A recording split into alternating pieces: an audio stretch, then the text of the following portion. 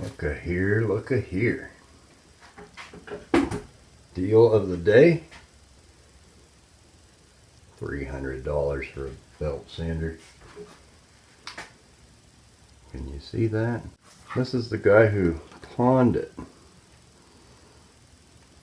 Never heard of him. Thanks, dude.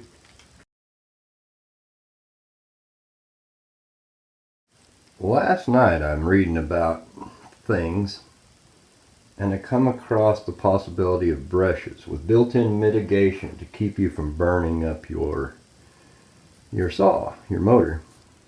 And it sure looks to me like I pulled this all apart. I started with the start, which, time out for a second. I wanted to see if there was something obvious, like a wire off in the switch.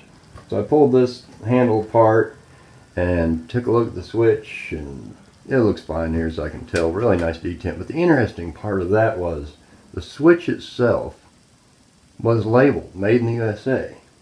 I know for a fact this was manufactured, the saw, in the late 80s, possibly early 90s at the latest. So America was still making things like switches. You're not going to find that now. Everything's this TTI business out of Hong Kong, I think. Tektronic Industries. Should be CTI for Craptastic Industries. Made in the USA switch. And then I was thinking, well, at what point then did we get to all the Chinesium stuff?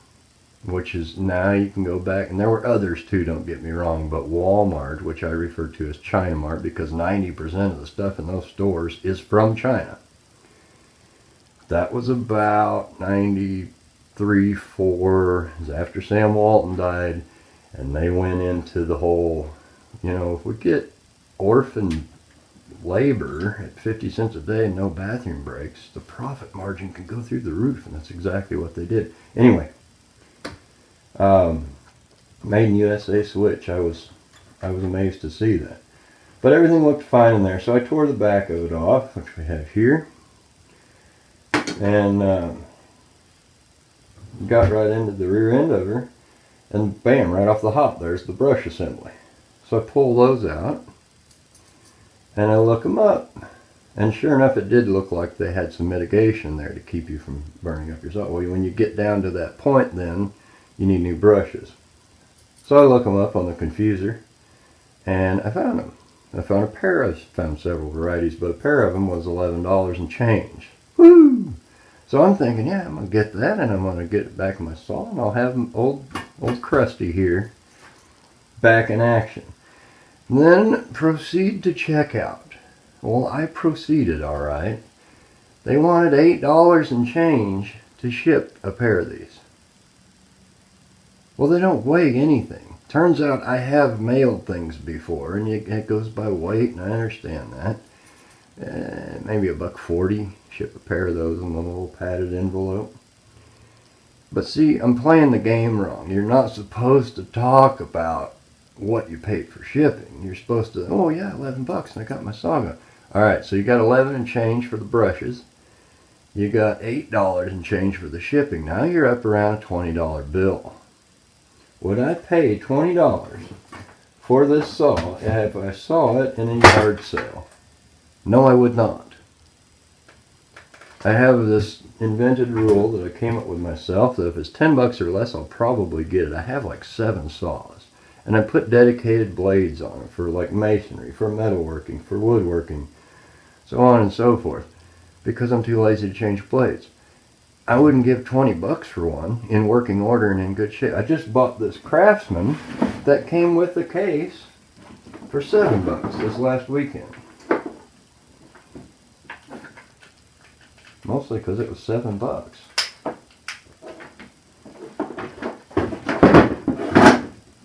Point is, you're not supposed to think about the shipping cost. And then there's the crowd that would say, well, Amazon Prime, that's free shipping. Really? Is it? Well, heck, why didn't I think of that? I think you have to pay for Amazon Prime, don't you? Like $10 a month or something? What if a month goes by and I don't order anything from there? Now I'm out $10. I don't have anything to show for it.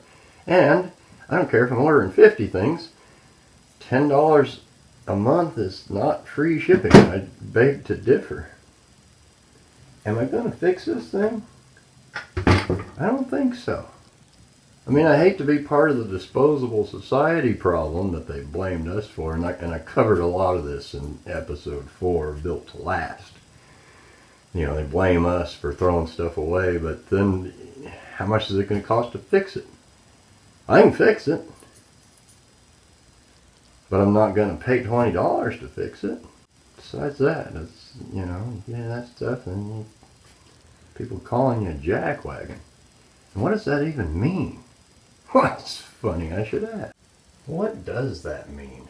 Jackwagon. It's an insult, obviously. Jackwagon. Well, I carry around a set of encyclopedias in my pocket, so I looked it up. And it's believed to be taken from the 1800s. Jackwagon was considered like usually the chuck wagon, the chow wagon, supposedly. That you were at the end of the line in the wagon train and you're eating all the dust and all the debris. It's an insult, meaning, you know, you're not qualified to do anything other than operate the very last wagon on the train. Jackwagon. Interestingly enough, behold, the wagon jack. How many of these are you going to see? I don't know. But it's kind of neat. I'm missing some pieces. We had some termite damage down here in the leg, and this is broken, but it was a few bucks. And why not? See, I'll justify the few bucks for the wagon jack, but I won't buy brushes for a saw. She's in pretty tough shape. But still, it's survived. This is probably, I'm guessing, I don't know, probably a home invention or whatever. Unfortunately, I don't have a wagon that we could try it out on. It'd be a lot cooler if you did. Be that as it may, I'm assuming the wagon box goes here. It looks like a terribly unsafe operation.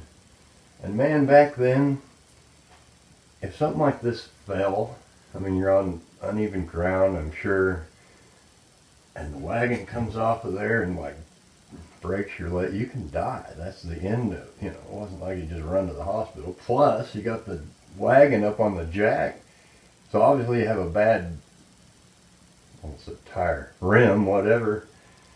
You couldn't go to the hospital if you could get out from under it. And the wife's got to come out there, and man, it was a whole nother way of living back then, where everyday occurrences, I'll just fix the wagon real quick, could be the end of you.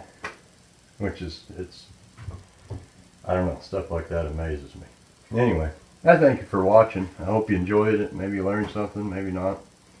But leave your comments if you know a place to get cheap brushes, or you have some laying around that just happen to fit my saw. Bring them on. Thanks for watching. Appreciate your time. See you next time.